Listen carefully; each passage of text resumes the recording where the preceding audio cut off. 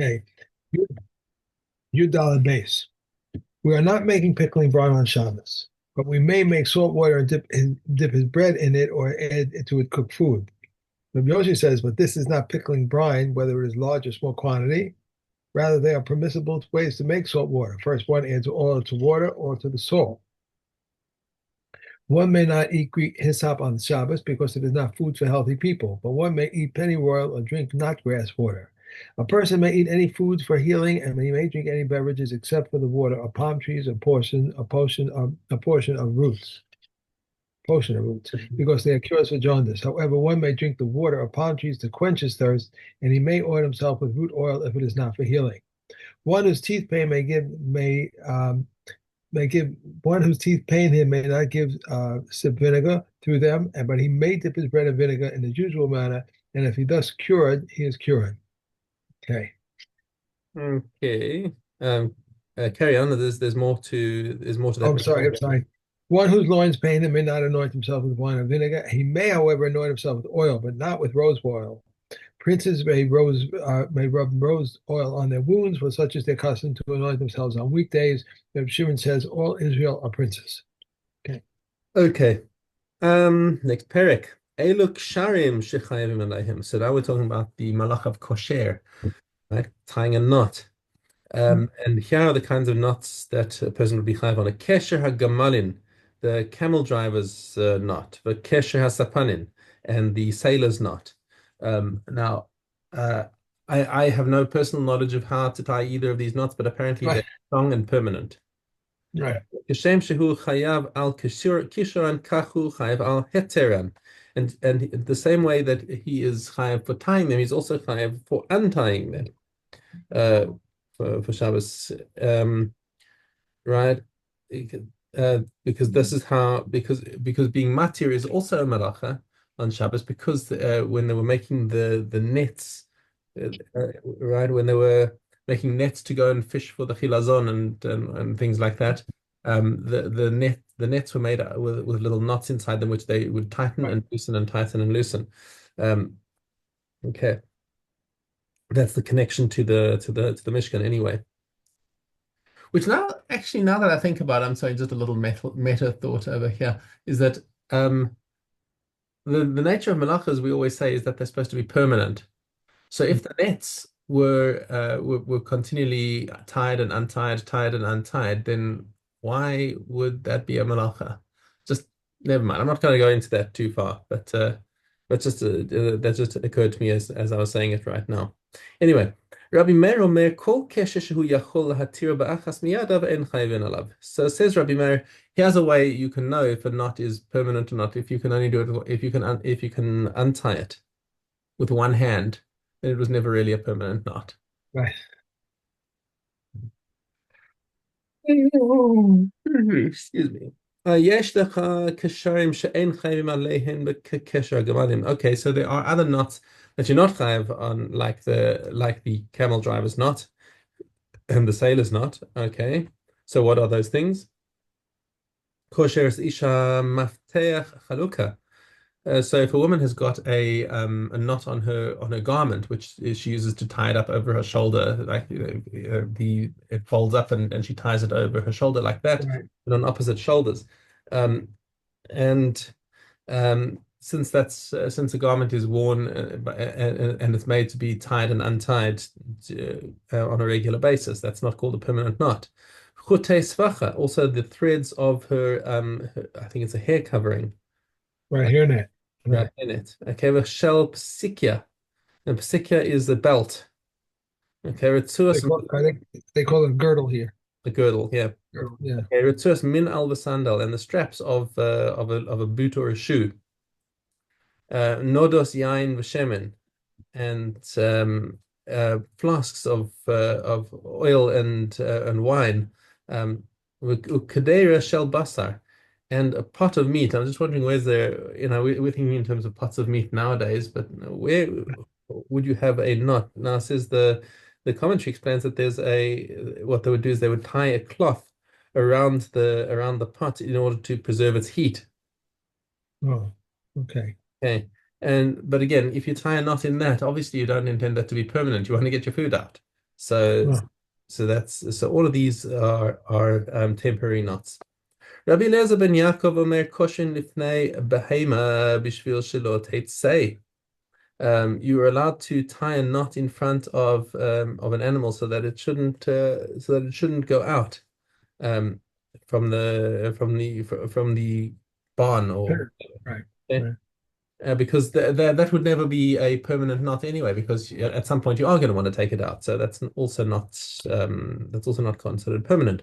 Koshin deliba psikya, even a bucket you can tie, but with a psikya, right? So the psikya is the word that we saw again with the girdle. Um, No. okay, so because you're using your garment to strap around the bucket, there's no fear that you're going to leave it there because you're going to want your garment back. Right. Okay, but lo bechevel, you can't do it with a rope because the rope can be permanent. It's nice to have a rope permanently around the handle of your bucket so that you can lower it in and take it out, and you'll leave it there. So that you cannot do on Shabbos. Rabbi Yehuda matir, but even Rabbi Yehuda says even this is fine. Um, Gemara explains that we're talking here of a rope of a woven rope, which you need to do your work with. Okay, and he's not intending to leave it there forever. Mhm. Uh, but Chachamim made a gezerah on this kind of a rope because of a stam rope. Okay, which will be a kesher shel kayama, and Rabbi Yehuda is not choshesh for that. Okay, Klal We have this. Don't hmm? we have this a lot that you, if you're going to make a knot into something, like tie your shoelaces, you have to untie them before We just 24 hours. no such thing. We just the Mishnah No, is explicit. There isn't tying your shoelaces will never be a permanent knot. There's no way you can be chayav for tying shoelaces on Shabbos. any kind of a knot. Is there a limit on the time? Is it 20? It's more of a siba than it's more of a siman than a siba. That if you're leaving something for 24 hours, that's a sign that you're planning to leave it there forever. No. Okay. But it's not like you have to sit there with the clock. Oh my gosh, I better untie it by now. Like people do that with their neckties. No. Right, you tie a knot in your necktie, but there's no way you're ever going to be chayav for tying a necktie because you're always going to untie the knot. No. Unless you're somebody who like who has hangers full of neckties that are put in a forever because you're Right. too lazy to tie the knot every week. If that's your derech, then maybe you've got a point that if the person literally stores all of his ties with a knot hanging from a hanger with the knot in place and he Right. leaves it like that for years, and now he gets a new tie and he says, "Oh, I haven't tied a knot in this, and now it's Shabbos and he's about to tie a knot," and people say, "Ah, you can't do that." Maybe that's the point because that is a permanent knot Right. because Right. that's his practice is to leave the knot in all the time. Um, anyway, and besides that, I mean, a tie is a slip knot. It's Right. the Right. kind of a knot, according to Rabbi Meir, it's a kind of a knot that you could untie with one hand. Right. Right. It's So, true. yeah. Anyway, so Rabbi Yehuda says a general rule, Kol kesher she'eino shel kayama ein chayavin alav. Your general rule is, as we've just been saying, if it's not a permanent knot, you cannot be chayav. Finished. Okay.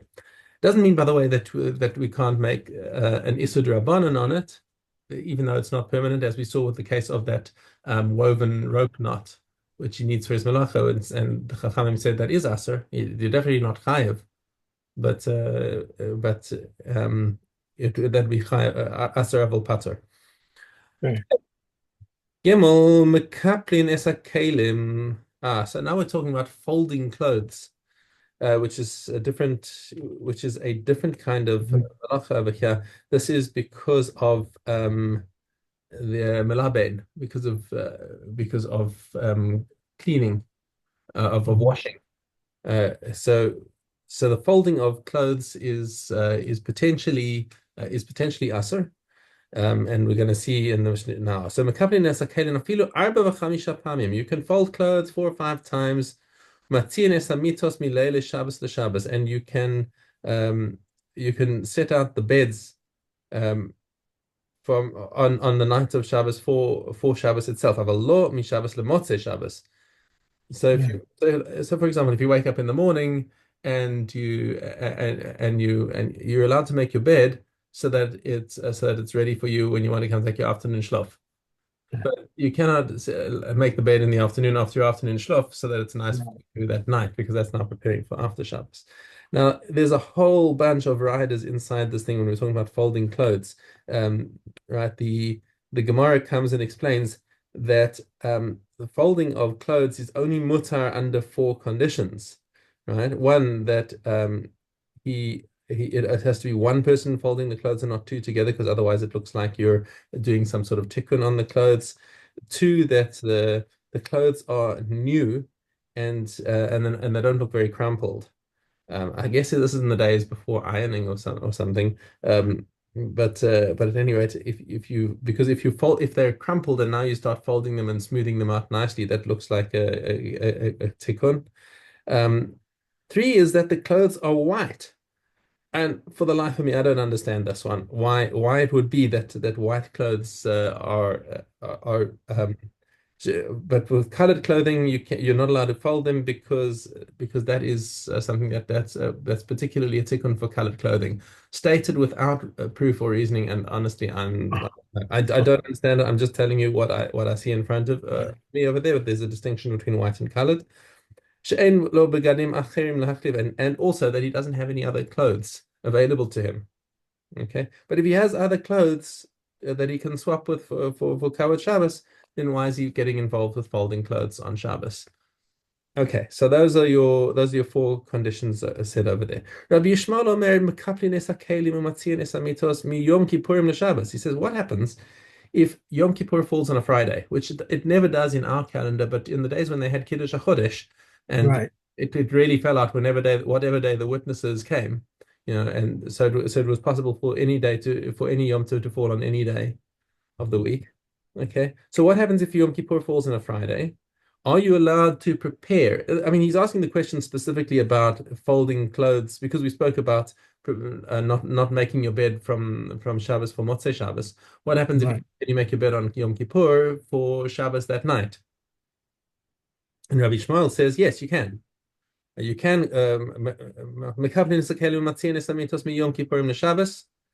and furthermore, switching context to the Beis Hamikdash, the Chelvei Shabbos craving b'Yom Kippurim, and the chalev that's brought on Shabbos day in the Mikdash, you have that the nighttime is the time when things get burned, like Right. all the extra stuff has to be burned on the mizbeach until the morning. So it says you can carry on burning that even on Yom Kippur if Yom Kippur is Motzei Shabbos. Rabbi Akiva says, no way, not lo shel Shabbos, because just go back to Rabbi Yishmael's opinion. He's saying that because Shabbos is a higher level of kedusha than Yom Kippur, therefore you're allowed to prepare on Yom Kippur for Shabbos, and you're also allowed to burn the things from Yeah. Shabbos on Yom Kippur. Rabbi Akiva says, no way. Lo shel Shabbos craving b'Yom Kippurim, lo shel Yom Kippurim craving b'Shabbos. We treat them, even though we say yes, the kedusha of Shabbos is a higher kedusha, and the penalty for violating Shabbos is more than the penalty for violating Yom Kippur. But lahalacha, in terms of what you're allowed to do, lechatchila, it makes no difference. You cannot prepare from one to the other, and zehu, and that is the halacha. Okay, back to Yud Vav. Go. One who removes his fingernails one by one with the other, or with his teeth, or similarly one who removes his hair, his mustache, or his beard in such a manner, and one who braids her hair or paints her eyes and parts her hair, if Eliezer declares libel. But if the common permit them as rabbinical enactments. One who detaches a plant from a perforated papaya plant is liable. From an unperforated one, it is exempt. And Rav Shimon, however, exempts in both cases. Okay.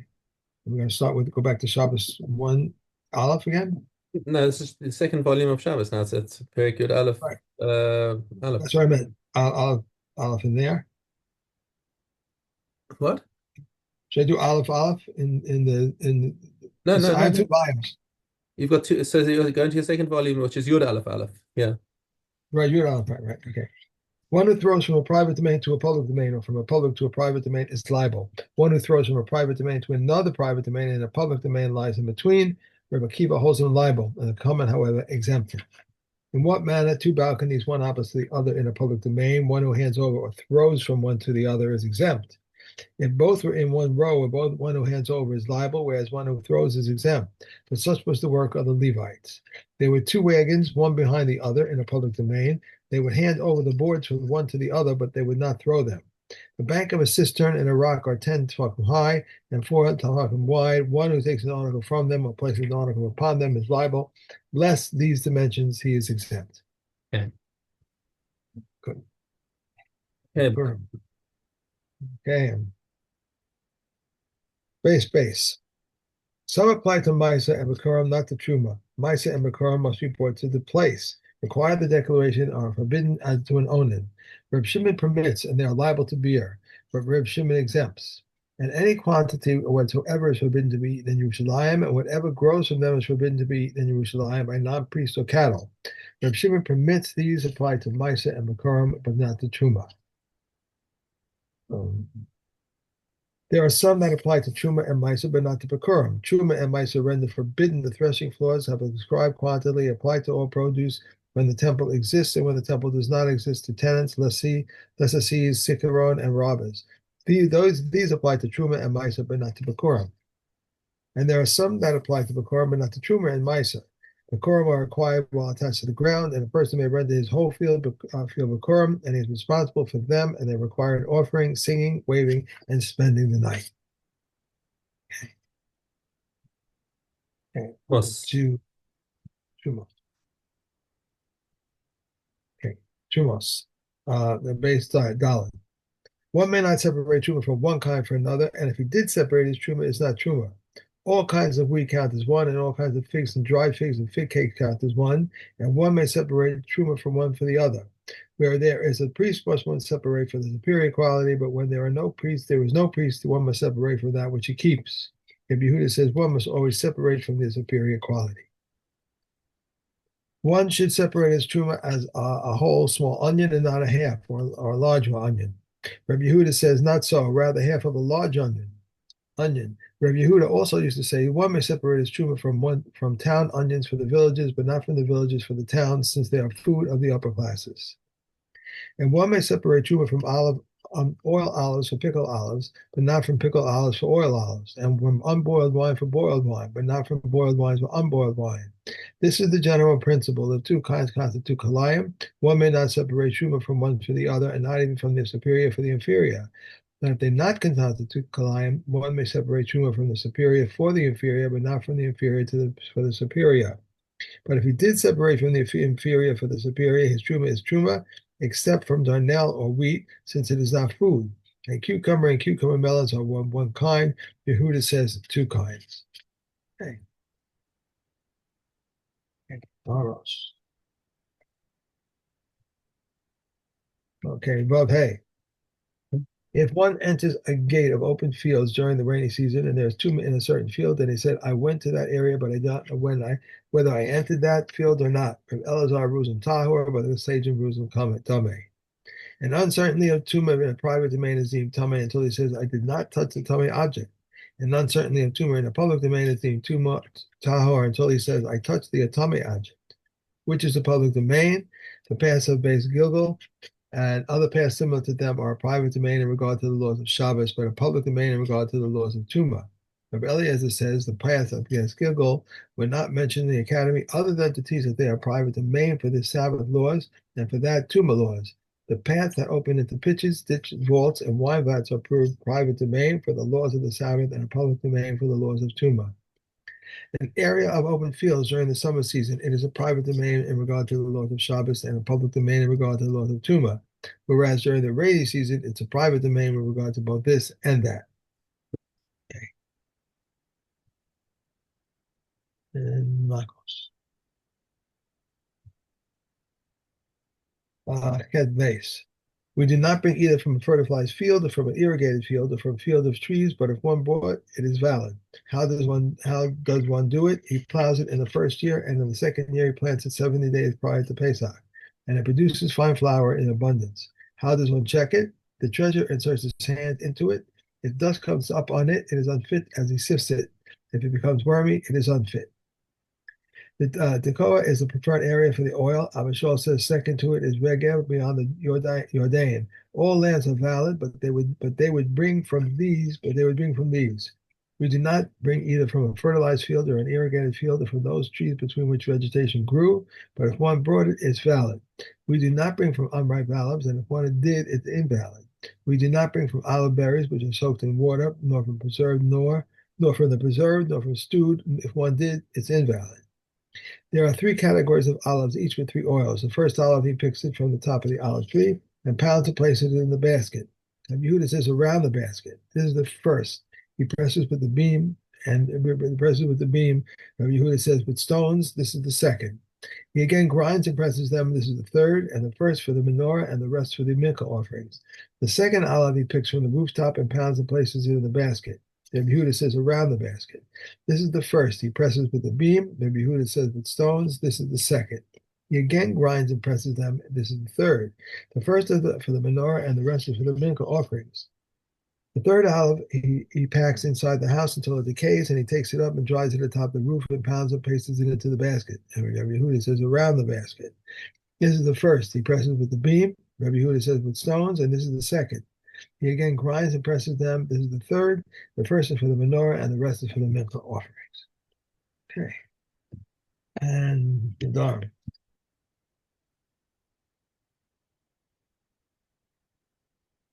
Yud Hey. A Bulgaris who has waited 12 months or a widow 30 days, Rabbi Eliezer says, since her husband is responsible for her sustenance, he can revoke the Nadarim, and the Chachamim say her husband cannot revoke her Nadarim until she has entered his authority. A woman waiting a Yavam, whether one Yavam or two Yavam, Rabbi Eliezer says he may revoke her Nadarim. Rabbi Shua says when she awaits one but not two. Rabbi Akiva says neither when she awaits one nor two. One who says to his wife, all the Nedarim which you shall make from now until I return from such and such a place are confirmed. And he said nothing. But if he says they shall be revoked, Eliezer says they are revoked. The Chachamim say, however, they are not revoked. Eliezer says if he can revoke Nedarim which are already binding, should he not be able to revoke Nedarim which are not binding, not yet binding? They said to him, it says her husband can confirm it and her husband can revoke it. That which can be confirmed can be revoked, and that which cannot be confirmed cannot be revoked. Revocation of the Dharma is valid the entire day. The fact can be lenient or stringent. Oh, no, How is she? that's it. We're done. Oh, I finished? I did it already? Three? Okay. All right. Good. Okay. Have a great day. Fish. Enjoy. Chodesh Tov, and I will see you tomorrow, Mr. Shem. Thank you.